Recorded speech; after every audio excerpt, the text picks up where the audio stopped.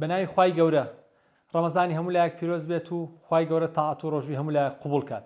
هاو نیشتوانیانی خۆشەویست لە ماوەی چەند ڕۆژی ڕابردوودا سەردانێکی بەغدادم کرد و چاوم کۆ بەرپرسانی عێراقی و لە نێویشاندا سەرۆکوەزیرانی عێراق بەڕێز محەممەد شاه سوودانی.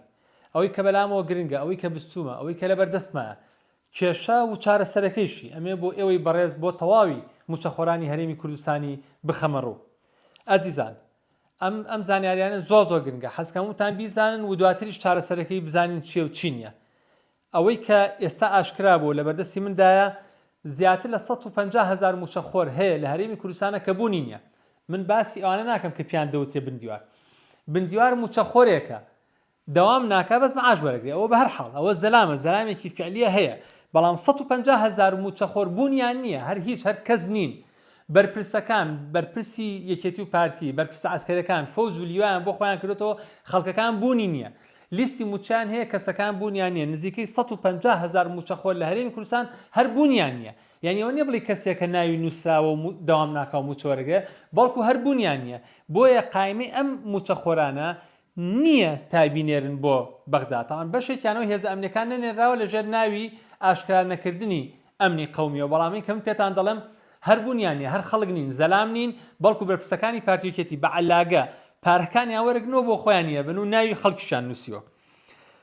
دووهەم 100 ملیار دینار بە ناوی ئەنجومەنی ئاسایشی هەرێمەوە بۆ دەستگای پاراستن و زانیاری، کە تاوان بەشێکی ئاسایشتیە، مانانە 100 ملیار دینار زیاتر دەڕوات بۆ ئەنجومەنی ئاسایش، کە ئەمە تەنها چەند هەزارێک لە هێزەکانی ئاسایشی تێدایە کە پارەیەکی زۆر کەمی دووە، کە نزیکەی 25 ملیار دینارە، بەڵام پارەیەکی زۆر بەناوی ئەنجومەنی ئاسایشی هەرێمەوە دەبرێ، دیار نامێنێ، ڕقابەشی نییە، لیستیشی نییە، کەسیش نازانێن پارەیە بۆ کێ سەرفەکرێت. تەنها ئەوەی کە دیارە هێزەکانی ئاسایشی هەرێمی کوردستان دیارن، کەوانە خەڵکی فعلین و معاشکانشان کەمە، مانگانە چەند ملیارێکی کەمە، بەڵام 100 ملیار دینار بە ناوی ئەنجومەنی ئاسایشەوە ئەبرێت و دیار نەماوە. پارەی پێویست بۆ تەواوی موچەخۆرانی هەرێم کەمترە لە 800 ملیار، بەڵام ئەوان ئەمانە وتیانە نزیکەی 950 ملیارمان پێویستە، کە بەمێش دەردەکەوێت 150 ملیار دینار دیار نییە و کەس نازانێ بۆ کوێ دەڕوات. ئەزیزان، خۆیان بەرپرسانی هەرێم دەڵێن مانانە سەر و 300 ملیار دینار داهاتی ناو خۆمان هەیە، جگەلەوە ڕۆژانە 250,000 بەرمیل نەوت دەڕوات پارەکەی دیار نییە.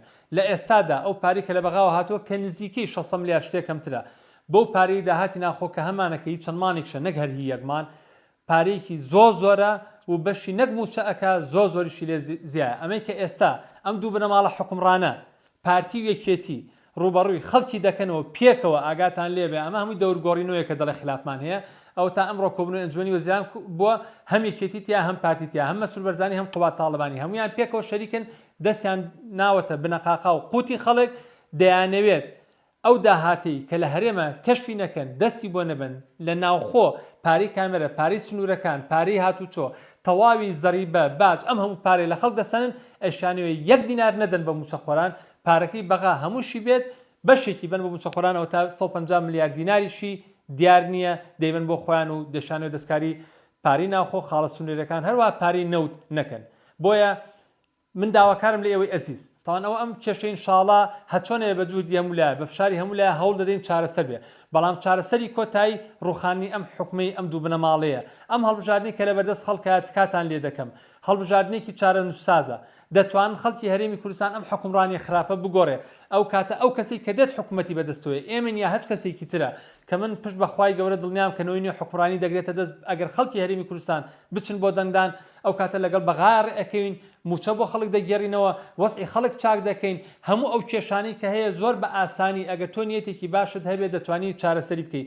بەڵام بەوەڵڵاهی هەتا ئەم حکومڕانی خراپی حکوومەتی هەرێمی کوردستان نەگۆڕێ، دۆخی خەڵکی بە یەکجاری باش نابێ و یەکێتی و پارتی بە ئەنقەس موچەی خەڵک نادەن بۆ ئەوەی خەڵک لە وەسعێکی خراپ هابێت، ئەم بڵێ خەتای بەغایە، بەغا بڵێ خەتای هەرێمە، لەم بینێشا زەرمەندی یەکەم فەرمانبەران و موچەخۆرانی هەرێمی کوردستانە.